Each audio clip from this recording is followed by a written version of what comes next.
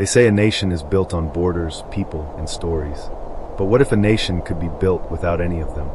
No citizens, no land, no flag fluttering in the wind. Just a name, whispered across radios and war rooms, a phantom on the map.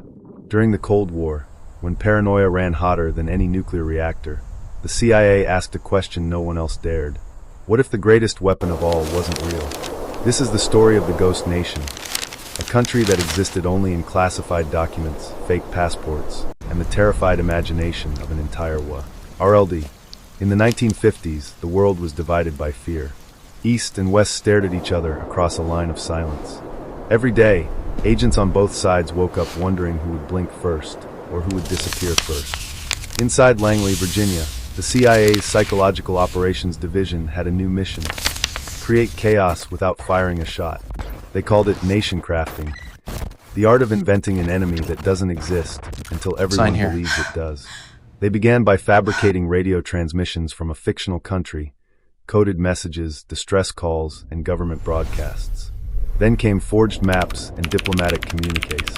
Within months, entire agencies abroad were tracking a ghost. The files described it as Republic 47, a mineral-rich island state in the Indian Ocean, supposedly under Soviet control. Newspapers, seeded through foreign contacts, began to report unrest there. No one had seen it, but the reports grew. Satellite photos were doctored, population data fabricated. By the time British intelligence caught on, Republic 47 was already in the UN's internal database, a nation without a heartbeat. The purpose wasn't to trick enemies alone. It was to observe how the idea of a country could shift global policy, redirect funding, and test media manipulation. And it worked. Millions of dollars flowed into counter-operations against an illusion. But here's where it turns dark.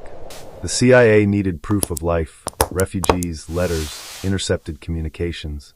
So they found real people, political exiles, impoverished migrants, and gave them identities.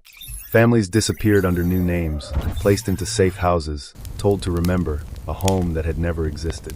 Some were later abandoned when the experiment ended. Others were quietly erased from every record. A few still believed they were born there. Imagine realizing your childhood was written by an intelligence agency. Decades later, fragments of Operation Mirage surfaced through declassified documents.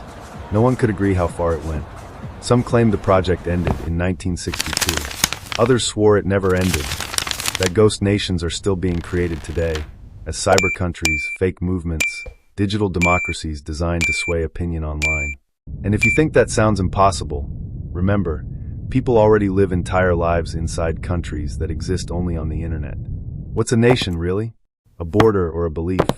Somewhere in the archives of Langley sits a single folder marked Mirage. Inside, perhaps, are birth certificates, stamps, and photographs of a place that never was, but somehow shaped the world that is. Maybe that's the scariest part. The CIA didn't just build a fake nation.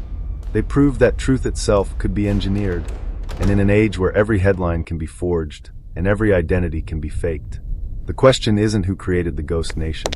It's whether we're all living in one now.